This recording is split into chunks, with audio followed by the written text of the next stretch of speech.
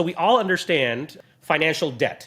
We get it. So financial debt is, I need the cash now, I can deploy it, I'm going to pay an interest rate, but the cash is worth it to me now in order to accomplish the thing I want to accomplish. Awesome, we get it. We have then kind of translated that into something called technology debt. Anyone that's ever written software is like, oh, I'm going to take this shortcut in the code right now because I need to ship the product, and I know that I'm going to accrue an interest rate because it's going to be harder to maintain, it's going to be buggier, and I'll come back later and clean that code up and pay off that technology debt, right? And that's a well-accepted term, people know it.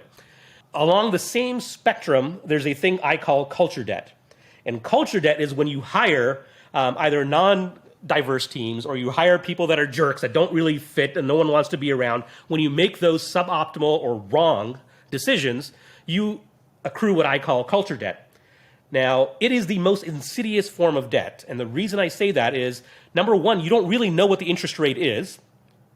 That's a problem, right? It's like, okay, I made this bad hire. They're just jerk. No one likes to be around them. But the problem is you never really can fully pay it off because it's so toxic. And so, like, for instance, if you make a bad hire in your first 10 employees, let's say just one bad hire, the next 40 people, 50 people, 100 people that join are going to be impacted by that person. It's like, oh, here's what's accepted here. This is okay. This behavior is acceptable. This is the kind of company we are. And then even if you let them go, the roots of that toxicity are still kind of in there. So you're never really sure if you ever paid it off. Financial debt, you write a check, you're done. Technology debt, you rewrite the code, you're done. Culture debt, 16 years later, like we are now, you're still sort of paying that price, right?